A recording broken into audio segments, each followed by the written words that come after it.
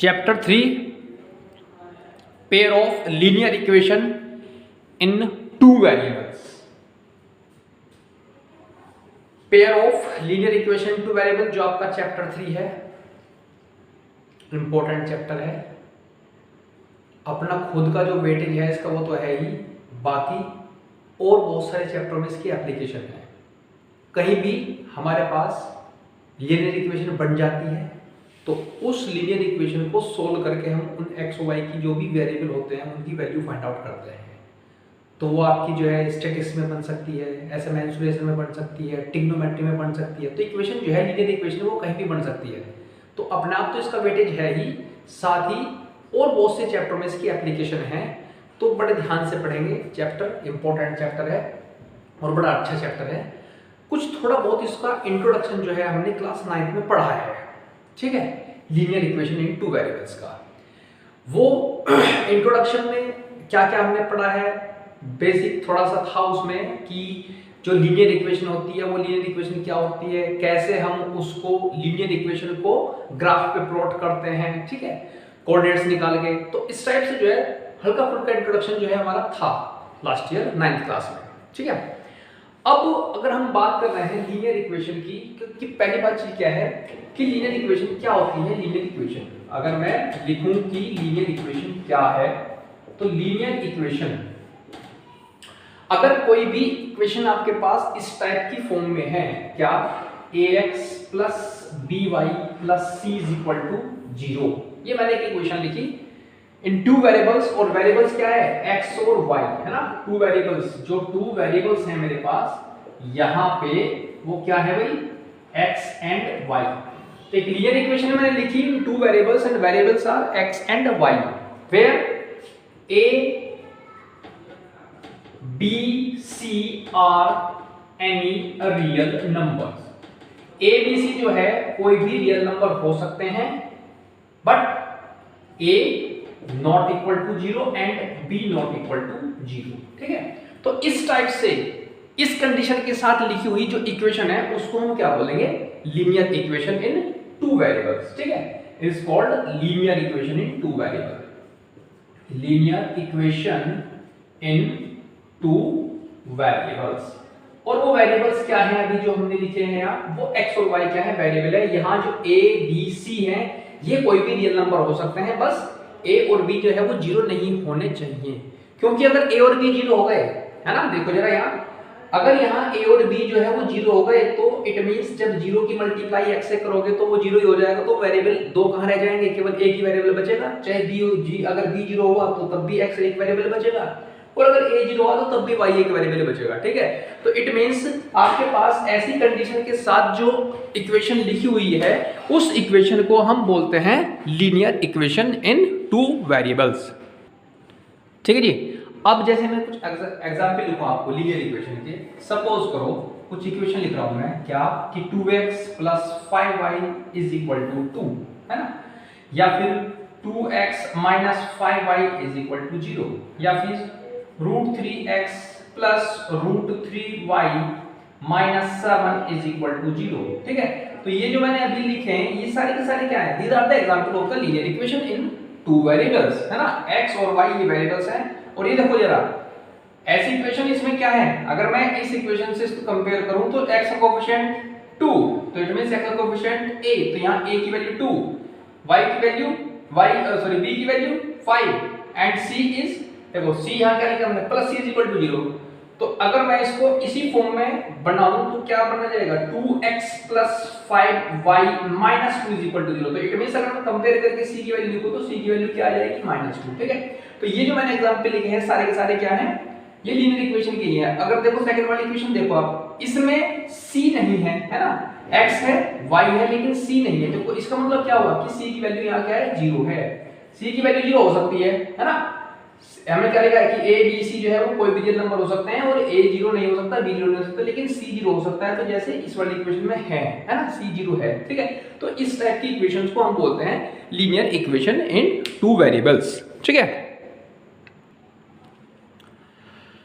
Simultaneous linear equation in two variables, देखो simultaneous linear equation two variable क्या, two linear equations in two unknowns x and y are said to form a system of simultaneous linear equations if each of them is satisfied by the same pair of values x and y। मतलब क्या हुआ, जो मैंने ये कहानी लिखी है इसका क्या मतलब है, ठीक है। देखो जरा, simultaneous linear equation two variables हम किसे कहते हैं कि सपोज करो कोई भी दो इक्वेशन, दो लीनियर इक्वेशन मैंने लिखी और दो अननोन में है ना, दो अननोन मींस दो वेरिएबल जो मेरे पास x एंड y है, ठीक है। तो दो अननोन में कोई भी मैंने दो लीनियर इक्वेशन लिखी है साइमल्टेनियसली, और वो जो है वो इक्वेशन किसी x और y की किसी एक ही वैल्यू से दोनों इक्वेशन क्या हो रही हो, सेटिस्फाइड हो रही हो, तो ऐसी इक्वेशन को हम क्या बोलते हैं, simultaneous linear equation in two variables, ठीक है। देखो अगर मैं लिख रहा हूं सपोज करो फॉर एग्जांपल कि x plus y is equal to 10, एक इक्वेशन तो ये हो गई मेरे पास, दूसरी हो गई x minus y is equal to 2, ये दो इक्वेशन है भाई, ठीक है। ये दो इक्वेशन लिख ली मैंने, लीनियर इक्वेशन है दोनों, एक तो क्या है x plus y is equal to 10 और एक है x minus y is equal to 2, ठीक है। अब ये जो है अगर सपोज करो मैं x की वैल्यू 6 सब्स्टिट्यूट कर दूं और y की वैल्यू 2 सब्स्टिट्यूट कर दूं, ठीक है। x की वैल्यू 6 और y की वैल्यू 2 यानी 4, y की वैल्यू अगर मैं 4 सब्स्टिट्यूट कर दूं तो देखो जरा, तो इस इक्वेशन में भी दोनों वैल्यू सेटिस्फाइड हो रही है। x अगर मैं यहां रखूंगा, y यहां रखूंगा तो 6 प्लस 4 10 इज इक्वल टू 10। ऐसे ही अगर मैं 6 यहां रखूंगा, 4 यहां रखूंगा तो 6 माइनस 4 2, है ना। तो दोनों इक्वेशन मेरी इन्हीं वैल्यू से क्या हो रही है, सेटिस्फाइड हो रही है। x की वैल्यू 6 और x की वैल्यू 4 से ये दोनों इक्वेशन क्या हो रही है, सेटिस्फाइड हो रही है। तो इट मींस ये दोनों इक्वेशन क्या बोली जाएंगे, these are the simultaneous linear equation in two variables, ठीक है। सेटिस्फाई कैसे हो रही है, देखो कि अगर ये वाली इक्वेशन में लेके चल रहा हूं अभी, तो सपोज करो ये है मेरे पास x plus y is equal to 10, तो लेफ्ट हैंड साइड अगर हम इसकी लिखें तो x की वैल्यू मैं कह रहा हूं मैंने 6 पुट करी है और y की वैल्यू मैंने 4 पुट करी है, तो क्या आ गया आपके पास 10 और 10 क्या है आपके पास राइट हैंड साइड में, ठीक है। तो इट मींस ये दोनों वैल्यू क्या हुई है, सेटिस्फाई हो रही है, दोनों इक्वेशन इस वैल्यू से सेटिस्फाई हो रही है। तो इसका मतलब कि दोनों इक्वेशन किसी एक ही वैल्यू से अगर सेटिस्फाई हो रही होती है तो उन इक्वेशंस को हम बोलते हैं simultaneous linear equation in two variables. Next, consistent and inconsistent system of linear equation, ठीक है। कंसिस्टेंट और इनकंसिस्टेंट क्या होता है लीनियर इक्वेशन के सिस्टम में, ठीक है। तो ऐसी इक्वेशन को हम कंसिस्टेंट बोलते हैं जिसका कम से कम एक सॉल्यूशन होता है, ठीक है। और इनकंसिस्टेंट ऐसी इक्वेशंस, ऐसी लीनियर इक्वेशंस होती हैं जिनका कोई सॉल्यूशन नहीं होता, ठीक है। देखो जैसे कंसिस्टेंट क्या बोल रहा हूं, वो सिस्टम लीनियर इक्वेशन का ऐसा सिस्टम जिसमें at least one solution is present, ठीक है। कम से कम एक सॉल्यूशन प्रेजेंट होता है। उस टाइप की इक्वेशंस को, उस टाइप की लीनियर इक्वेशंस को हम बोलते हैं कंसिस्टेंट सिस्टम ऑफ इक्वेशन, ठीक है जी। और अगर ऐसी सिस्टम ऑफ लीनियर इक्वेशन जिन लीनियर इक्वेशन में कोई भी सॉल्यूशन नहीं होता है ना, नो सॉल्यूशन, तो नो सॉल्यूशन वाली जो भी लीनियर इक्वेशन होती है उन लीनियर इक्वेशन को हम बोलते हैं इनकंसिस्टेंट इक्वेशन, लीनियर इक्वेशन, ठीक है। तो दो सिस्टम, ये क्या है हमारे पास लीनियर इक्वेशन की दो सिस्टम है, consistent system of linear equation और इनकंसिस्टेंट लीनियर इक्वेशन, ठीक है। तो कंसिस्टेंट उन इक्वेशंस को बोलते हैं जिसमें कम से कम एक सॉल्यूशन होता है, और इनकंसिस्टेंट ऐसी लीनियर इक्वेशन होता है सिस्टम, लीनियर इक्वेशन का सिस्टम होता है जिसमें कोई भी सॉल्यूशन प्रेजेंट नहीं होता। तो इस टाइप के सॉल्यूशन को, इस टाइप की इक्वेशन को हम क्या बोलते हैं, इनकंसिस्टेंट सॉल्यूशन, ठीक है। अब इसमें एटलीस्ट वाली केस में देखो, अब हमारे पास जो है जो सिस्टम ऑफ इक्वेशंस होते हैं उसमें बेसिकली आपके पास तीन टाइप से जो है सॉल्यूशन होते हैं, ठीक है। क्या?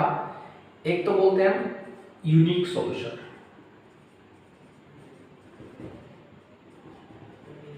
एक है मैनी सॉल्यूशन, मैनी और इनफाइनाइटली मैनी सॉल्यूशन।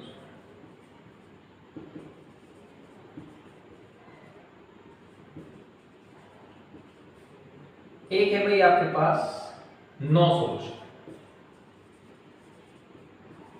ठीक है। Unique solution, only one solution, only one solution,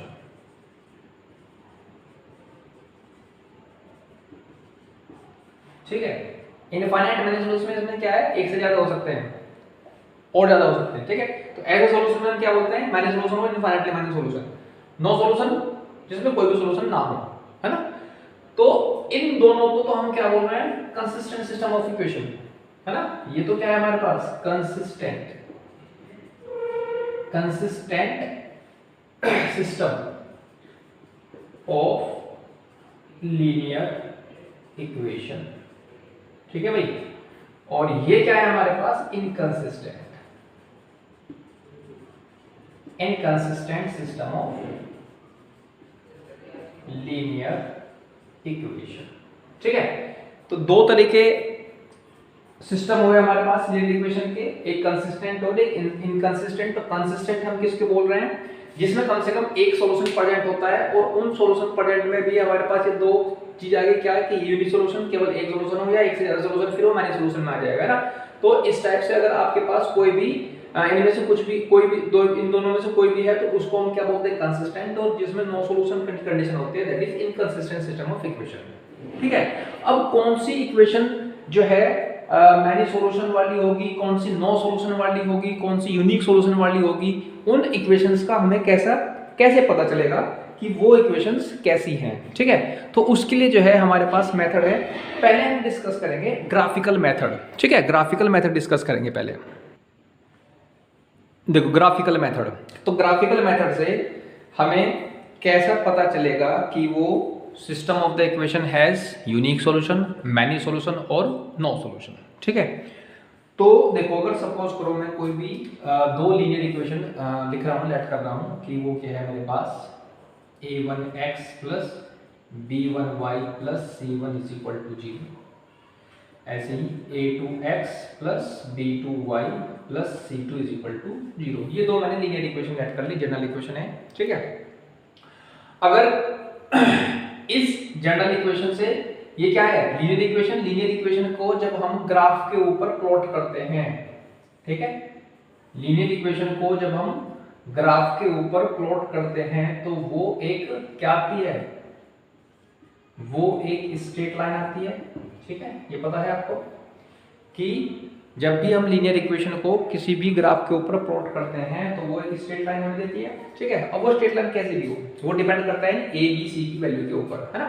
तो वो जो स्ट्रेट लाइन है वो आपके पास ऐसे भी आ सकती है, वो ऐसे भी आ सकती है, ऐसे भी आ सकती है, वो कहीं से भी जैसे भी जा सकती है, वो डिपेंड करता है इन जो ए बी सी है इनकी वैल्यू के ऊपर डिपेंड करता है कि इनसे हमारे पास वो कोऑर्डिनेट क्या क्या आएंगे, जिससे वो लाइन हम क्या कर सकते हैं, प्लॉट कर सकते हैं, ठीक है।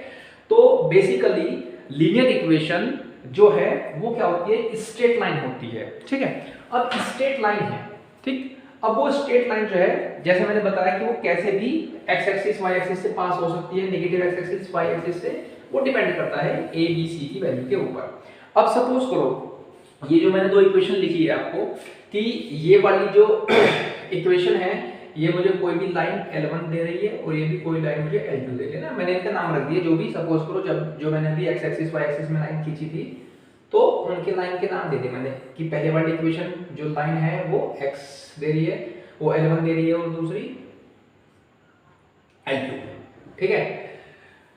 तो अगर सपोज करो तीनों के सामने एक साथ दिखाएंगे तो छोटे छोटे ग्राफ बना लेते हैं, प्लॉट कर लेते हैं एक से।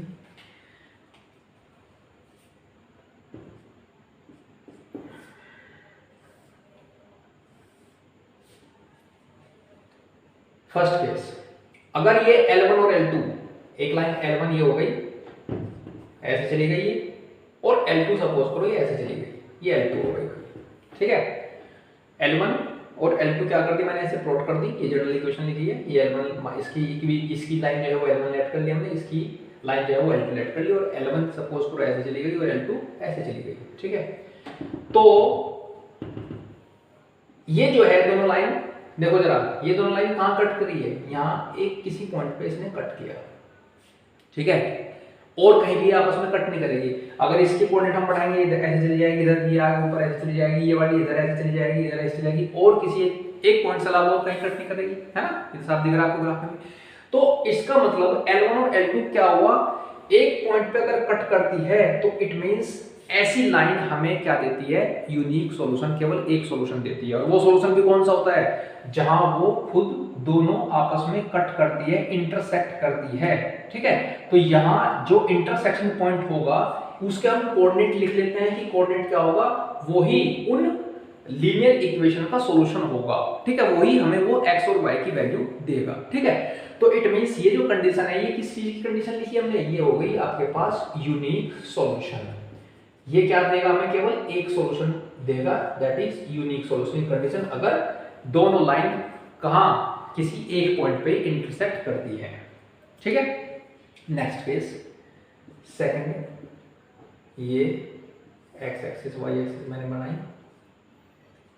अब सपोज करो L1 जो लाइन है वो ऐसे चली गई, ठीक है भाई, और L2 भी ऐसे चली गई, यहां से ये L2 हो गई, ठीक है। अब ये दोनों लाइन जो हैं ये एक दूसरे के क्या हैं, पैरेलल हैं, ठीक है। इसको भी आप बढ़ाते चले जाओ, ये भी ऐसे बढ़ती चली जाएगी, ये भी ऐसे बढ़ती जाएगी, आपस में कहीं भी जाके इंटरसेक्ट नहीं हो रही है, ठीक है। आप कितने भी वैल्यू कोऑर्डिनेट रखते रहो इनकी, तो कहीं भी जाके ये आपस में इंटरसेक्ट नहीं हो रही है। तो इट मींस ऐसी लाइन, ऐसी सिस्टम इक्वेशन का जिसमें जो लाइन है वो आपस में इंटरसेक्ट ना हो, तो वो हमें देती है नो सॉल्यूशन। ये कंडीशन किस चीज की हो गई हमारे पास, नो सॉल्यूशन। नो सॉल्यूशन का मतलब क्या हो गया, देखो मैंने इसका सॉल्यूशन कहां लिखा, मैंने इसका सॉल्यूशन बताया वो जहां ये आपस में इंटरसेक्ट की, वो सॉल्यूशन हो गया उसका, जो कि यूनिक सॉल्यूशन है। जब ये आपस में इंटरसेक्ट ही नहीं कर रही है तो ये सॉल्यूशन कहां से दे देगी, ठीक है, क्योंकि हम सॉल्यूशन ही वो उस चीज को कह रहे हैं जब वो आपस में इंटरसेक्ट हो रही है, ठीक है। तो इट मींस ये क्या हो गई, पैरेलल लाइंस हो गई, और पैरेलल लाइंस की कंडीशन हमें क्या देगी, नो सॉल्यूशन, ठीक है। तो अगर हमें ग्राफिकली ये चीज देखनी है कि हम नो सॉल्यूशन की, यूनिक सॉल्यूशन की कंडीशन कैसे बताएं, तो यूनिक सॉल्यूशन, नो सॉल्यूशन की कंडीशन अभी आपके सामने ये है, ठीक है। नेक्स्ट जो थर्ड, जो तीसरे की हम बात कर रहे थे, that is many solution, infinite many solution, ठीक है। उसकी भी कंडीशन देख लेते हैं कि अगर सपोज करो ये है आपके पास x एक्सिस y एक्सिस हमने खींच दी, और एक लाइन है ये L1, ठीक है भाई, और इसी के ऊपर कोई एक लाइन है L2, ठीक है। एक दूसरे ऊपर क्या कर रही है, कॉन्साइड, ठीक है, कॉन्साइड कर रही है। तो अगर ऐसी कंडीशन हमारे पास कुछ आ जाती है कि लाइन जो है एक दूसरे के ऊपर कॉन्साइड कर रही है, तो ये जो कंडीशन होती है ये होती है मैनी सॉल्यूशन। देखो जरा मैनी सॉल्यूशन इसको हम क्यों बोल रहे हैं, ठीक है। देखो जरा, यहां दोनों लाइन किसी एक ही पॉइंट पे कट किया था, इसलिए यूनिक सॉल्यूशन था, मतलब कि एक सॉल्यूशन था। यहां कट ही नहीं कर रही तो कोई सॉल्यूशन नहीं है। यहां देखो जरा, जब कॉन्साइड कर रही है तो इट मींस यहां से यहां तक, यहां से यहां तक दोनों लाइन की x और y की वैल्यू सेम तो हो गई, तो यहां से यहां तक जितने भी x और y की वैल्यू दो कॉमन रहेगी वो इन दोनों लाइन का सॉल्यूशन रहेगी, तो इसलिए हम इसको क्या बोलते हैं, मैनी सॉल्यूशन, ठीक है। तो ग्राफिकली जो है, तो ग्राफिकली अगर किसी भी लीनियर इक्वेशन की रिप्रेजेंटेशन कुछ ऐसे हमारे पास आती है, ठीक है, कि एक जगह इंटरसेक्ट कर रही है तो यूनिक सॉल्यूशन, नहीं इंटरसेक्ट कर रही है, दोनों लाइन आपस में पैरेलल हैं तो नो सॉल्यूशन, और दोनों लाइन एक दूसरे के ऊपर कोइंसाइड कर रही है तो इट मींस वो हमें देती है मैनी सॉल्यूशन की कंडीशन। ये तो था ग्राफिकल मेथड कि जो दो इक्वेशन हमारे पास है लीनियर इक्वेशन, उनका अगर हमें ये पता लगाना है कि यूनिक है, नो सॉल्यूशन है या फिर मैनी सॉल्यूशन है, तो हम ग्राफ, उनके ग्राफ प्लॉट करके, उन लाइन को प्लॉट करके हम ये कैसे देख सकते हैं, ठीक है। अगर हमें लाइन प्लॉट नहीं करनी तो हम कैसे देख सकते हैं कि वो जो है यूनिक, नो और मैनी सॉल्यूशन है, ठीक है। तो देखो जरा, ये सपोज करो ये दो इक्वेशन है मेरे पास जो लीनियर इक्वेशन है, इन इक्वेशन में अगर सपोज करो आपके पास कुछ कंडीशन ऐसे आ गई, a1 upon a2 is not equal to b1 upon b2, ठीक है। यहाँ a1 a2 b1 b2 c1 c2 ये आपके पास कोई भी वैल्यू हो सकती है, कोई भी रियल नंबर, है ना। बस a1 a2 b1 b2 को जीरो नहीं होगा और बाकी जो है वो कुछ भी नंबर हो सकते हैं, ठीक है। तो अगर कंडीशन ये आ गई हमारे पास कि a1 upon a2 is not equal to b1 upon b2, तो इट मींस ये जो कंडीशन है ये होती है यूनिक सॉल्यूशन की कंडीशन, ठीक है। ये होगी यूनिक सॉल्यूशन की कंडीशन। नेक्स्ट, अगर कुछ मेरे पास ऐसा आ जाता है कि a1 upon a2 is equal to b1 upon b2, ठीक है। a1 अपॉन a2 जो है वो b1 अपॉन b2 के इक्वल है, but not equal to c1 upon c2, लेकिन c1 अपॉन c2 के इक्वल नहीं है। तो ये जो कंडीशन होती है ये होती है नो सॉल्यूशन, ठीक है। नेक्स्ट, अगर a1 अपॉन a2 इक्वल है b1 अपॉन b2 के और इक्वल है c1 अपॉन c2 के भी, तो ये वाली जो कंडीशन होती है ये होती है मैनी सॉल्यूशन की कंडीशन, ठीक है जी। अब इन्हीं से हम बता सकते हैं कि कौन सी सिस्टम ऑफ इक्वेशन मेरा कंसिस्टेंट है या इनकंसिस्टेंट है, ठीक है। अगर सपोज करो हमें ग्राफिकली मेथड से हमें कहा नहीं गया कि आपको मेंशन नहीं है कि ग्राफिकल मेथड से करना है, तो फिर हम इस तरीके से करके बता देंगे कि सिस्टम ऑफ द इक्वेशन क्या है, कंसिस्टेंट है या नहीं। तो यूनिक सॉल्यूशन है तो कंसिस्टेंट, नो सॉल्यूशन है तो इनकंसिस्टेंट, और अगेन अगर मैनी सॉल्यूशन है तब भी कंसिस्टेंट, ठीक है। तो कंसिस्टेंसी और इनकंसिस्टेंसी भी हम क्या है इस मेथड से चेक कर सकते हैं कि system of the equation is consistent और नॉट, और ये भी साथ के साथ हम चेक कर सकते हैं कि वो जो सिस्टम ऑफ लीनियर इक्वेशन है वो किस टाइप का सॉल्यूशन जो है रखे है, मतलब यूनिक है, नो है या फिर मैनी सॉल्यूशन है। देखो भाई क्वेश्चन देख लेते हैं क्या कह रहा है। Solve graphically the system of linear equations, इसको हमें क्या करना है, ग्राफिकली सोल्व करना है। सोल्व का मतलब क्या है कि जो हमारे पास ये गिवन वेरिएबल है x और y, इनकी वैल्यू फाइंड आउट करनी है कि किन वैल्यू के लिए ये सिस्टम ऑफ द इक्वेशन जो है x और y की किन वैल्यू के लिए ये सेटिस्फाइड होगा, है ना। तो बेसिकली हम फाइंड क्या करते हैं, x और y की वैल्यू, अननोन वैल्यूज, ठीक है। तो वो हमें क्या करना है अभी यहाँ फाइंड, अभी हम ग्राफिकली उसको फाइंड आउट कर रहे हैं, ठीक है। तो ग्राफिकली फाइंड आउट करने के लिए देखो दो इक्वेशन है हमारे पास, x plus 2y is equal to 3 और दूसरी इक्वेशन क्या है 4x plus 3y is equal to 2, ठीक है। तो ग्राफिकली जब हमें फाइंड आउट करना है इनका सॉल्यूशन, तो अभी जब हमने कंडीशन लिखी थी तो इट मींस ग्राफ का यूज किया था कि भाई ग्राफ में एक लाइन ऐसे जा रही है दूसरी ऐसे जा रही है, तो है ना। तो हमें बेसिकली क्या करना है, इन इक्वेशंस को, इन लाइन की इक्वेशन को ग्राफ के ऊपर प्लॉट करना है, ठीक है। तो उसमें प्लॉट कैसे करते हैं, एक बार आपको थोड़ा सा 9th क्लास का रिवाइज भी हो जाएगा कि कैसे हम उसमें प्लॉट करते थे, देख लेते हैं एक बार और। देखो जरा, पहले इस वाली लाइन को मैं ले रहा हूँ, x plus 2y is equal to 3 है, ठीक है। तो मैं इसको जो है जो भी मेरे पास प्रोजेक्ट लाइन होगी लीनियर इक्वेशन वाली जो इक्वेशन होगी उसको जो है मैं इस फॉर्म में रिप्रेजेंट करूंगा। 3x को मैं इधर ले आऊंगा और y is equal to 3 minus के x अपॉन 4 ऐसे लिखूंगा इसको, ठीक है। मतलब कि y लेफ्ट हैंड साइड में और बाकी सब राइट हैंड साइड में, ऐसे मैं उसको कर लूंगा। और y का कोएफिशिएंट क्या 1 होना चाहिए ना, जैसे यहाँ 2 था तो 2 को भी हम इसके अपॉन में ले आए, ठीक है। अब इसके लिए जब हमारे पास जो भी इक्वेशन है, जो भी हमें गिवन इक्वेशन होगी लीनियर इक्वेशन, उसको इस फॉर्म में कर लो। उस फॉर्म में करने के बाद आप क्या करो, x और y की वैल्यू डालो, मतलब किसी एक वेरिएबल की वैल्यू डालो जिसके लिए मेरे पास दूसरी की वैल्यू आती चली जाएगी, ठीक है।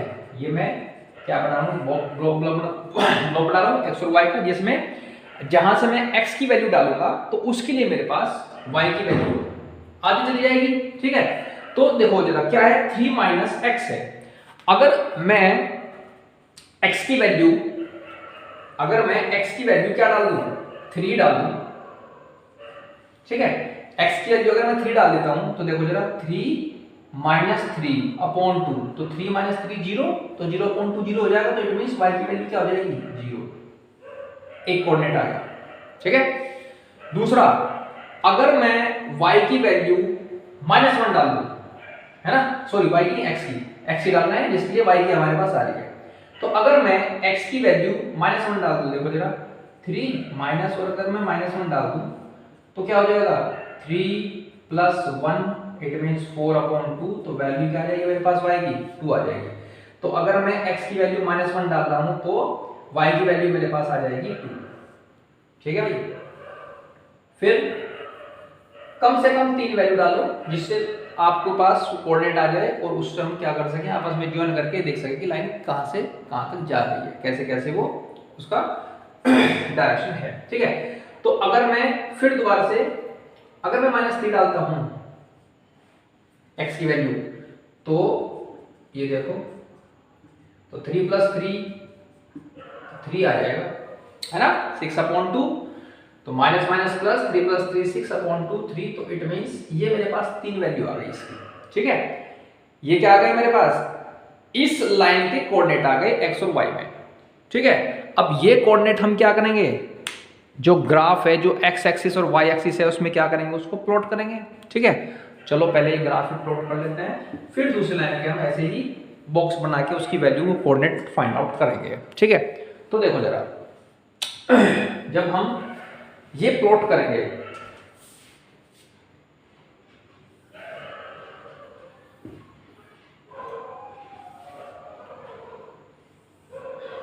ठीक है भाई, x1, ठीक है, x एक्सिस y एक्सिस, देखो x3 है, -1 है और -3 है। ठीक है। तो सपोज करो ये हो गया x1 2 3, ठीक है, और -1 -2 -3। ठीक है भाई, ये मैंने x लिख दिया। y क्या क्या है आपके पास, 0 2 3 है, तो ये हो गया 1 2 3। ठीक, 0 तो यहाँ है, ये सब ये क्या है, ओरिजिन 0 0। अब देखो पहला कोऑर्डिनेट क्या है, x3 है y 0 है, x3 y 0, तो इट मींस ये पॉइंट हमारा ये हो गया। ठीक है। दूसरा पॉइंट क्या है, x -1 है और y 2 है, x -1 है और y 2 है, x -1 और y 2। दूसरा पॉइंट कहाँ हो गया, यहाँ हो गया। ठीक है भाई। फिर क्या है, x -3 है और y 3 है, तो तीसरा पॉइंट जो है, जो हमने निकाला है, वो कुछ हमारे पास यहाँ हो जाएगा। ठीक है। तो अगर मैं इनको ज्वाइन करता हूँ, तो तीनों पॉइंट को हम क्या करेंगे, ज्वाइन करेंगे, इससे हमारे पास ये लाइन बन जाएगी। ठीक है भाई, ऐसे स्ट्रेट आएगी, ऐसे कर्व नहीं आएगा। यहाँ क्योंकि हमारे पास ग्राफ पेपर नहीं है, तो ये आपको ऐसा लग रहा है कि जैसे कर्व है, कर्व कभी नहीं आएगी। लाइन इक्वेशन, लीनियर इक्वेशन हमेशा क्या आएगी, एक स्ट्रेट लाइन आएगी, है ना, तो ऐसे ये एक स्ट्रेट लाइन चली जाएगी। ठीक है। तो ये स्ट्रेट लाइन, जब आप इनको ग्राफ पे प्लॉट करोगे तो आपके पास स्ट्रेट लाइन है, आपको दिख जाएगी। ठीक है भाई। तो ये लाइन जो है कुछ ऐसे हमारे पास आ जाएगी, ये पॉइंट ये आ गया हमारे पास। ये कौन सी लाइन है, ये वाली लाइन हमने प्लॉट कर लिया। ठीक, सेम ऐसे हम दूसरी लाइन के लिए भी सेम ऐसे ही क्या करेंगे, हम उसके पॉइंट्स निकालेंगे, एक्स और वाई के पॉइंट निकालेंगे। तो देखो जरा, इसको भी मैं ऐसे ही करूंगा, क्या 2 - 4x और y = 2 - 4x/3। ठीक है भाई। ये थी इक्वेशन, 4x + 3y = 2, तो 3y दे रखा, 4x को उधर लेके गया, माइनस का हो गया, फिर 2 - 4x और 3/, में पहुंचा दिया। ठीक है। अब फिर इसके लिए हम ऐसे ही छोटा सा बॉक्स बना लेंगे, x और y की वैल्यू, जिसमें x की वैल्यू हम अपनी तरफ से डालेंगे और y की वैल्यू जिसको हमारे पास आ जाएगी। ठीक है। अब देखो जरा, देखो ट्राई हम ये करते हैं, जो x और y की वैल्यू डालते हैं, x की वैल्यू जो डालते हैं कि उसके लिए हमारे पास जो y की वैल्यू आए, हम ये ट्राई करते हैं कि भाई ऐसी वैल्यू डालें जिससे जो है हमारे पास एक नेचुरल नंबर, मतलब कि इंटीजर आए, ऐसे फ्रैक्शन में ना आए, है ना, पॉइंट्स में ना आए। ठीक है।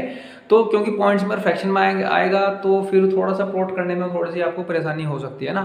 हो सकता है कि बहुत बार ऐसी कुछ वैल्यू ना बने आपके पास, पॉइंट में आए, फ्रैक्शन में आए, तो कोई बात नहीं, फिर प्लॉट तो वो भी हो जाएगी। लेकिन ट्राई हम ये करते हैं कि वैल्यू ऐसी लिखें कि जिससे हमारे पास ये है फ्रैक्शन में ना आए। ठीक है। अब देखो जरा, अब इसमें भी है क्या क्या हम इसमें डाल सकते हैं।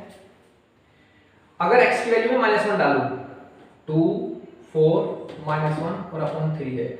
तो 4 -4 और माइनस माइनस प्लस, तो इट मींस 2 + 4 अपॉन 3, तो इट मींस 6 अपॉन 3, तो इट मींस क्या आ जाएगा 2 आ जाएगा। तो x की वैल्यू मैंने -1 डाली और y की वैल्यू मेरे पास 2 आ गई। ठीक है भाई। नेक्स्ट 4 8 और 2 10। अगर मैं इसकी वैल्यू 4 डालता हूं माइनस के, देखो x की वैल्यू, अगर मैं x की वैल्यू माइनस के 4 डालता हूं तो 4 4 या 16 और माइनस माइनस प्लस, तो 2 + 16 अपॉन 3, तो इट मींस 18 अपॉन 3, तो इट मींस 6 आ गया। ठीक है, तो -4 डालने पर 6 आ गया मेरे पास y की वैल्यू। ठीक भाई, 8 - 2 6। अगर मैं 2 डाल देता हूं, अगली वैल्यू अगर मैं 2 डाल देता हूं तो 2 माइनस ये कितना हो जाएगा, 4 2 जा 8 और अपॉन 3, तो इट मींस माइनस के 6 अपॉन 3, तो इट मींस क्या आ जाएगा, माइनस के 2 आ जाएगा। ठीक है, क्या डालने पर है 2, 2 डालने पर -2 आ गया। ठीक है, अगर आपको 3 पॉइंट से क्लियर ना हो रहा हो कि लाइन कैसे कैसे जा रही है, तो आप 1-2 पॉइंट और निकाल सकते हैं। ठीक है, वो डिपेंड करता है कि जो पॉइंट आपने निकाले हैं उससे हमें पता चल रहा है कि क्लियर कि हाँ भाई लाइन यहाँ से यहाँ तक जा रही है। और अगर ये नहीं पता चल रहा है कि 3 पॉइंट से, तो फिर आप उसको पॉइंट्स आप उसको बढ़ा सकते हैं अपनी सिचुएशन के अकॉर्डिंग। ठीक है, तो जैसे अभी हमने 3 निकाले, आप 4 भी निकाल सकते हो, 4 से नहीं पता चल रहा 5 भी निकाल सकते हो। हालांकि 4 से पता चल जाएगा कि कहाँ से हमारी वो लाइन जा रही है। ठीक है, 3 से भी चल रहा है, कुछ हो सकता है कुछ केस ऐसे कि 3 से जिसमें ना पता चले तो आप एक्स्ट्रा पॉइंट निकाल सकते हो। तो देखो प्लॉट कर दो मेरे को, -1 और 2, -1 x -1 है y2, तो ये वाला पॉइंट तो ये हो गया। देखो इसमें भी था -1 और 2। ठीक है, फिर है आपके पास x -4 है y6 है, 3 4 5 6, ये 6 हो गया भाई, और ये -4 है, तो -4 कहीं यहाँ हो गया। ठीक है भाई, तो ये इसको मैं अगर बढ़ाऊं, ये कुछ ऐसे ये पॉइंट आ जाएगा ये वाला। ठीक है, नेक्स्ट है 2 और -2, x 2 है और y -2 है, तो 1 2, ये पॉइंट कहीं मेरे पास ये आ जाएगा ये वाला। ठीक है, और जब हम इनको पॉइंट को ज्वाइन करेंगे, देखिए एक तो ये था, एक ये था, एक ये आ गया, इनको जब हम ज्वाइन करेंगे तो ये लाइन कुछ मेरे पास ऐसे आ जाएगी। ठीक है, ये लाइन कैसे आ गई, ये आ गई। अब देखो ये मैं मिटा रहा हूँ जिससे थोड़ा सा कंफ्यूजन ना हो आपको, ये डॉटेड डॉटेड, जिससे आपको जो हमने लाइन प्लॉट करी है केवल वही लाइन दिखे। ठीक है, जो प्लॉटेड लाइन है केवल वही दिखे, इसलिए जो है इनको मैं आपके साथ कर रहा हूँ। ठीक है जी, तो ये 2 लाइन है जो भी हमने अभी प्लॉट की है। ठीक, अब इसने कहा था कि solve graphically the system of the linear equation this and this, तो हमने क्या किया, इनको इनके कोऑर्डिनेट निकाल लिए और कोऑर्डिनेट निकालने के बाद हमने इनको क्या कर लिया, प्लॉट कर लिया। अब सोल्व का मतलब क्या है कि वही मैंने बताया था कि x और y की वैल्यू फाइंड आउट करना।